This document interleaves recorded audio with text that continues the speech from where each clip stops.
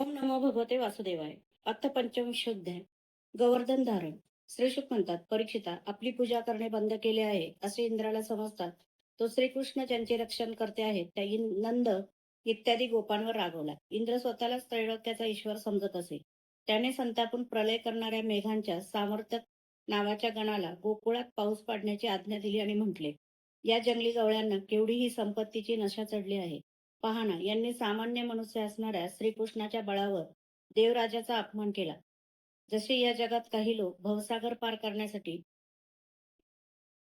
असलेले विद्या हे खरे साधन सोडून फुटक्या नावेसारख्या असणाऱ्या असमर्थ कर्ममय यज्ञांनी या घोर संसार सागराला पार करू इच्छितात. कृष्ण हा एक बडबड करणारा, पोरकट, अभिमानी आणि मूर्ख असून सुद्धा स्वतःला मोठा ज्ञानी समजतो. अशा मनुष्य असणाऱ्या कृष्णाचा आश्रय घेऊन या गवळ्यांनी माझी अवहेलना केली आहे. धनाची नशा चढलेल्या या कृष्णाने भडकवलेल्या यांची ही धनाची घमेंड जिरवा. तसेच यांच्या जनावरांचा संहार करा. तुमच्या पाठोपाठ मी सुद्धा ऐरावत हत्तीवर बसून नंदाच्या वज्राचा नाश करण्यासाठी महापराक्रमी मरुगणांसह येत आहे. श्रीशुक म्हणतात, इंद्राने अशी आज्ञा दिली आणि मेघाचे बंधन काढून घेतले. तेव्हा ते जोराने मुसळधार पाऊस पाडून नंदाच्या गोकुळाला पीडा देऊ लागले. विजा चमकू लागल्या, ढग एकमेकांवर आपटून गडगडाट करू लागले आणि प्रचंड वाऱ्यांनी ढकलले जाऊन मोठमोठ्या गारा पडू लागल्या. अशा प्रकारे ढगांचे थव्यामागून थवे वारंवार येऊन खांबा एवढ्या पावसांच्या धारा पाडू लागले. तेव्हा वज्रभूमी पाण्याने भरून गेली आणि उंच सखल भाग दिसेनासच झाले. अतिवृष्टी आणि झंझावातामुळे जनावरे थरथर कापू लागली. तसेच गोपी थंडीने काकडून जाऊन श्रीकृष्णांना शरण गेले. मुसळधार पावसाने जेरीस आल्यामुळे सर्वांनी आपापली मस्तके झुकवून आणि मुलांना पोटाशी धरून थरथर कापत ते भगवंतांच्या चरणाजवळ आले आणि म्हणाले, कृष्णा कृष्णा प्रभो, या गोकुळाचा स्वामी तूच आहेस. हे भक्तवत्सला, इंद्राच्या क्रोधापासून आमचे रक्षण कर. भगवंतांनी पाहिले की मुसळधार पाऊस आणि गारांच्या माऱ्याने व्याकुळ होऊन सर्वजण बेहोश होत आहेत. ही सर्व रागावलेल्या इंद्राचीच करामत आहे हे त्यांना कळले. आम्ही इंद्राचा यज्ञ बंद पाडला म्हणून तो वज्राचा नाश करण्यासाठी पावसाळा नसतानाही सोसाट्याचा वारा आणि प्रचंड गारांचा वर्षाव करू लागला आहे. ठीक आहे, मी आपल्या योगमायेने याचा प्रतिकार करीन. स्वतःच्या मूर्खपणामुळे हे स्वतःला लोकपाल समजतात.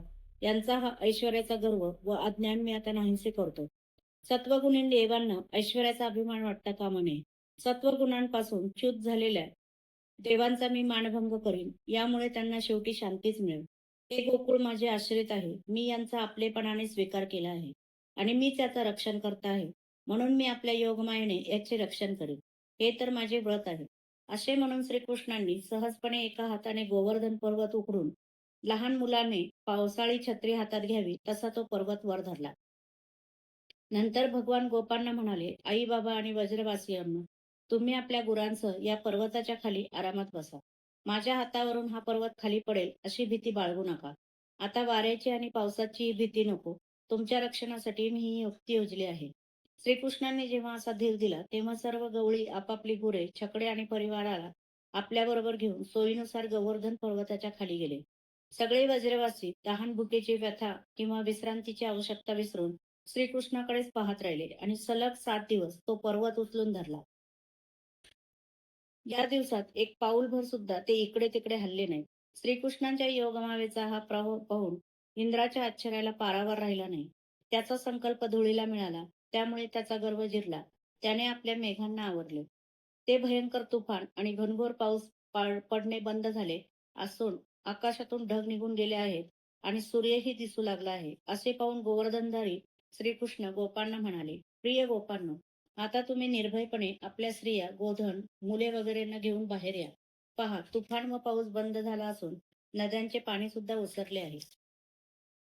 तेव्हा ते गोप आपापले गोधन, स्त्रिया, मुले आणि वृद्ध यांना बरोबर घेऊन तसेच आपले सामान छकड्यात घेऊन ठेवून हळूहळू बाहेर आले. सर्व शक्तिमान भगवान श्रीकृष्णांनी सुद्धा सर्वांचे देखत सहजपणे तो पर्वत त्याच्या जागेवर पूर्ववत ठेवला. व्रजवासींची मने प्रेमावेगाने भरून आली होती. श्रीकृष्णाकडे धावतच येऊन कोणी त्यांना कडकडून मिठी मारली तर कोणी त्यांचे चुंबन घेतले.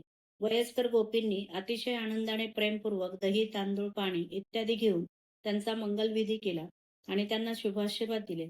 यशोदा, रोहिणी, नंद आणि बलवानांमध्ये श्रेष्ठ असे बलराम यांनी प्रेमविवळ होऊन श्रीकृष्णांना हृदयाशी कवटाळून आशीर्वाद दिले. परीक्षिता, त्यावेळी आकाशात आलेले देव, साध्य, सिद्ध, गंधर्व, चारण इत्यादींनी प्रसन्न होऊन भगवंतांची स्तुती करत त्यांच्यावर फुलांचा वर्षाव केला. राजन, स्वर्गामध्ये देवशंख आणि नौबती वाजू लागले आणि तुंबुरू इत्यादी गंधर्वराज गायन करू लागले. हे राजा, नंतर श्रीकृष्ण बलराम व प्रेमळ गोप यांच्यासह वज्राकडे जावयास निघाले. त्यांच्याबरोबरच प्रेमळ गोपी आपले हृदय आकर्षित करणाऱ्या भगवंतांच्या गोवर्धन धारण इत्यादी लीलांचे गायन करीत मोठ्या आनंदाने वज्रामध्ये परत आल्या. अध्याय 25 समाप्त.